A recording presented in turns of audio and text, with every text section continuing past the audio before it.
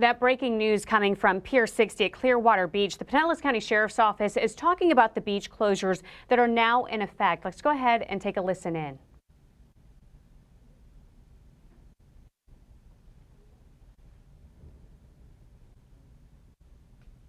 So if they are a mixed-use parking lot, you will see that they are partially shut down, but we've been able to effect the closures where appropriate, and also the beach access points, again, all the way from Dunedin Causeway. One of the things that we learned first thing this morning is the state late last night, directed that Honeymoon Island State Park be closed for 14 days. So everything going out to Dunedin Causeway, including Honeymoon Island, as far as any vehicle parking, it's all closed. The causeway's open. I was out there earlier. People are walking the causeway, and of course, as we've talked about, there's a lot of wet sand out there, and they can walk on the causeway, enjoy their walks, enjoy their exercise, enjoy their bike rides. They just can't park out there, and they can't get into Honeymoon Island. All the way down in St. Pete Beach, I'd say it's about the same thing. There are some people out there, and I just ask everybody to remember, we are getting some calls.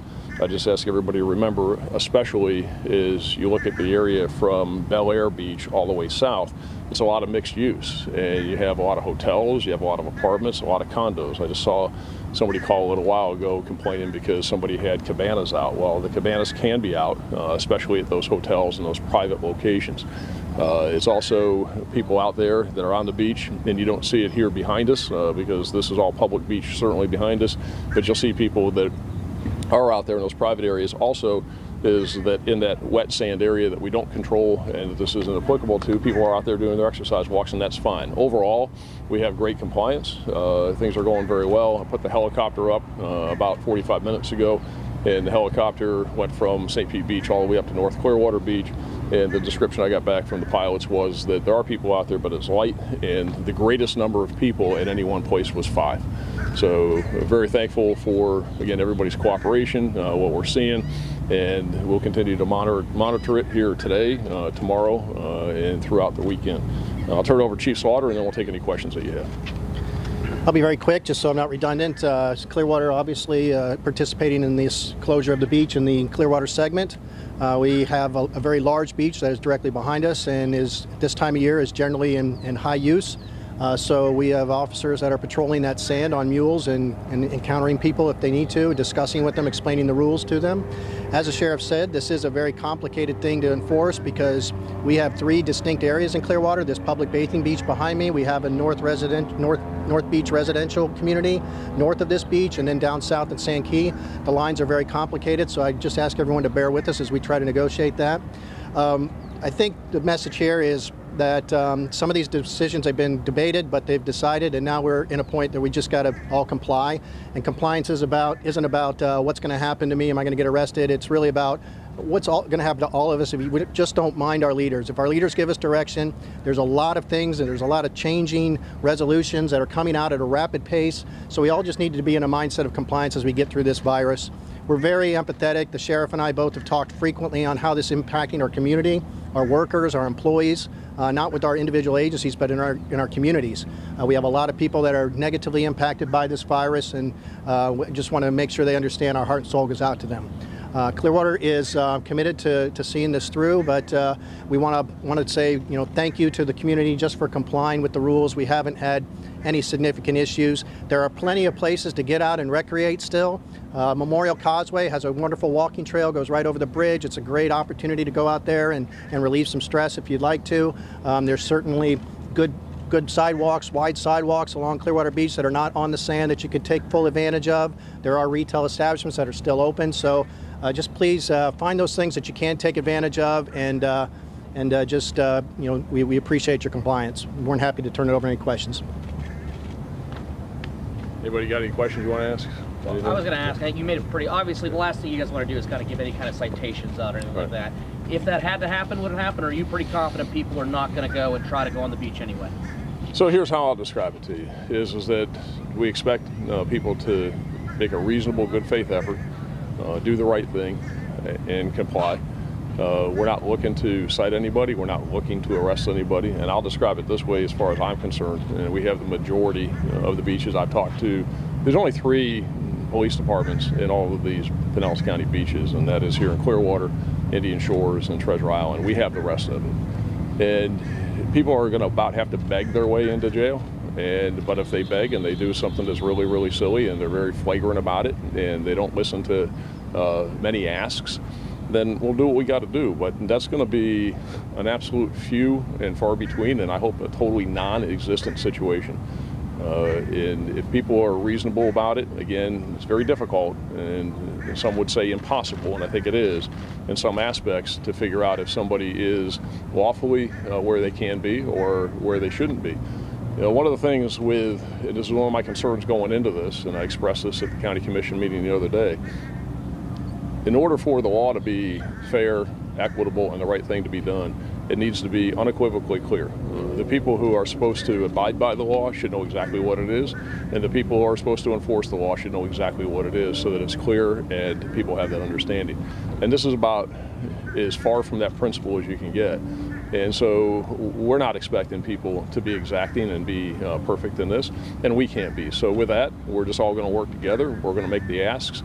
And there are places where it's perfectly fine for people to be out there, ones and twos, getting their exercise walks in the wet sand, people that have private locations and hotels to be out there. And as long as it's done in a reasonable manner, there'll be no issues. And so far, that's what we're seeing, so we want. So this is not going to be about any real effort at enforcement from the perspective of citing or arresting or anything like that. And I'll say it again, is then I hope nobody does it. You about got to have to beg your way.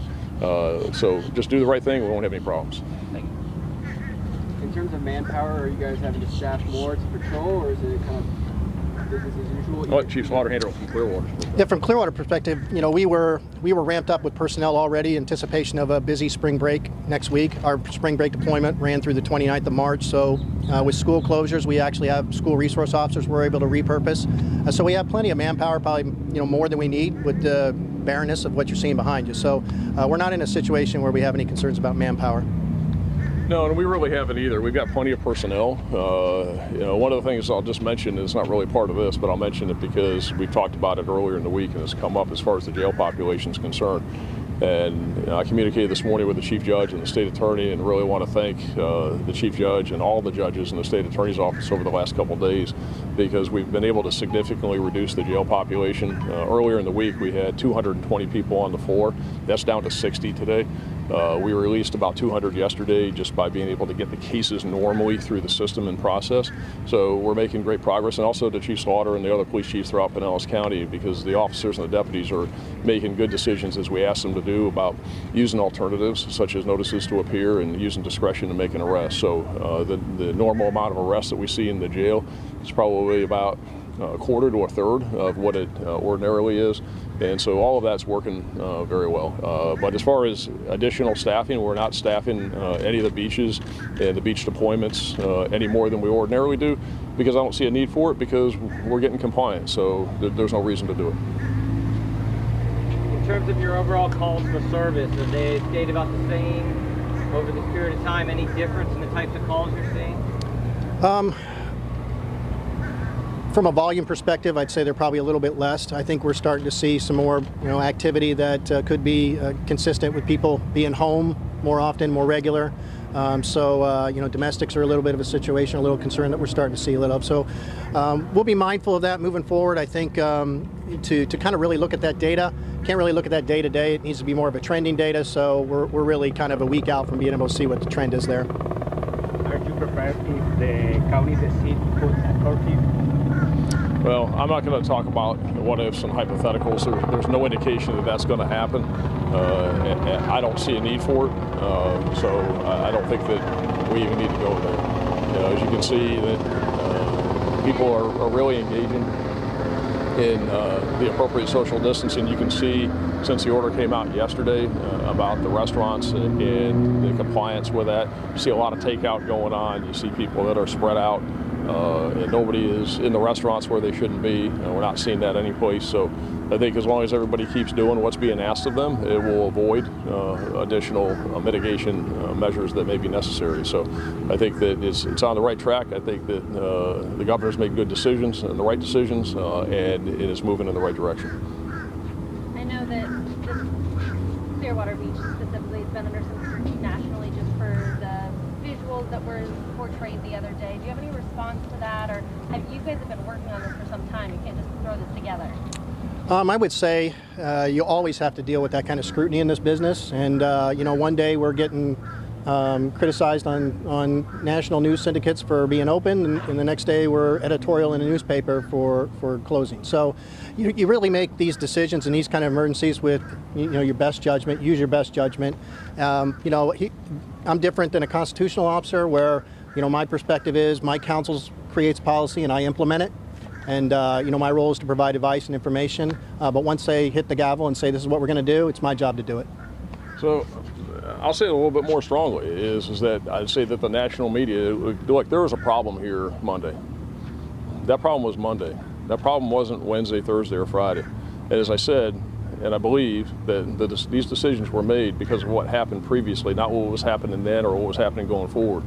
And I think it was irresponsible for the national media, CNN and these other outlets, as I saw them as recently as Thursday morning, that they were playing the same clip over and over again that was wholly inaccurate. That's not what you all should be doing. That's not what the media's role is, and to advocate and to put forth, really at that point, which was erroneous information, making people think that that's what was happening at that moment. If that's what was happening at that moment, I'd be the first one with my hand up saying we got to do something about this, and we have to have strict compliance and strict enforcement. We need to take swift action. But that's not the case.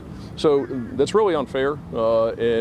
Remember when all that was occurring, is that Governor DeSantis had not yet entered his order about beach mitigation. All the other mitigation measures were either hadn't started or were just at the very early stages. And I don't think it's a good way to do things, where you put mitigation measures in place, you don't let them even see if they work, and then you increase it exponentially.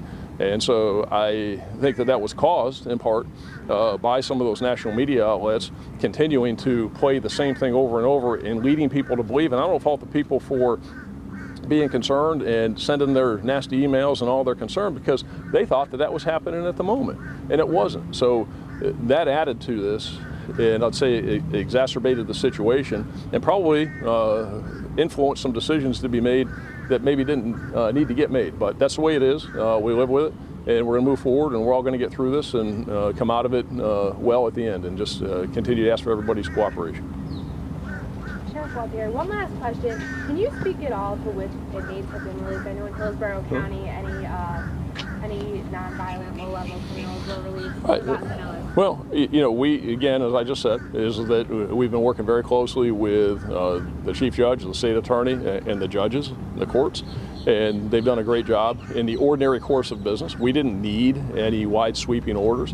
We had a maxed out jail population with, as I said, 220 on the floor earlier in the week. Today we've got about 60. We released a couple hundred yesterday, but it's being done through the normal process and not with sweeps. And I think that's the way it should be done.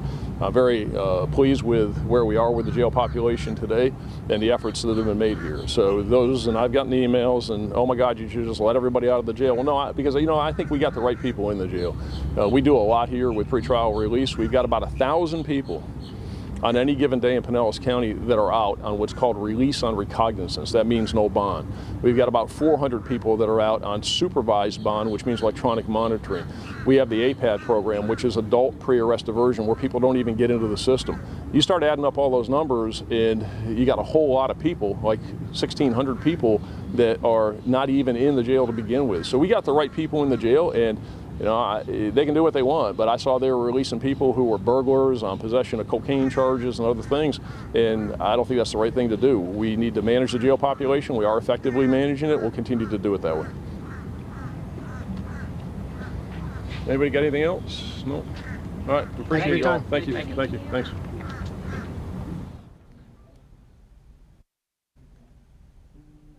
And you just heard there from the Pinellas County Sheriff, as well as the Clearwater Police Chief, saying that they are going to close Pinellas County beaches now until April 6th. They said this is a situation where they're not going to, or they don't plan to rather, offer or issue any citations or arrest anyone. She said that they both said that this is more of a compliance issue. They're hoping that everyone will kind of heed their direction and hope that they will listen to them. Now, that being said, that those beaches are closed until April 6th, but the sheriff and the police chief said that if you want to get outside with enough social distancing, you can go and do so. Walk on those sidewalks, if you will, outside. The sheriff also saying that some businesses are still open along those areas in Pinellas County, Clearwater beaches. And so people, if they do want to go and shop local, of course, continue to keep that social distancing, if you will. But again, the sheriff of Pinellas County, Clearwater Police Chief, both holding that joint press conference saying that Pinellas County beaches will remain closed until April 6th. They do not plan to give any citations or arrest anyone. They hope that everyone will comply. And they also went on to say that they do have enough personnel to man those beaches and keep an eye on them. And the sheriff also noting that they sent their chopper up in the sky to take a look to see how people were heeding this advice from those officials. He said people were listening, they were taking action, and he is appreciative of that one. Of course, we continue to get new information of things, how things are changing rather, and make sure to stay with us here on ABC Action News. We are going to keep you updated 24/7. We're going to bring you those updates as they happen right here on ABC Action News, streaming now.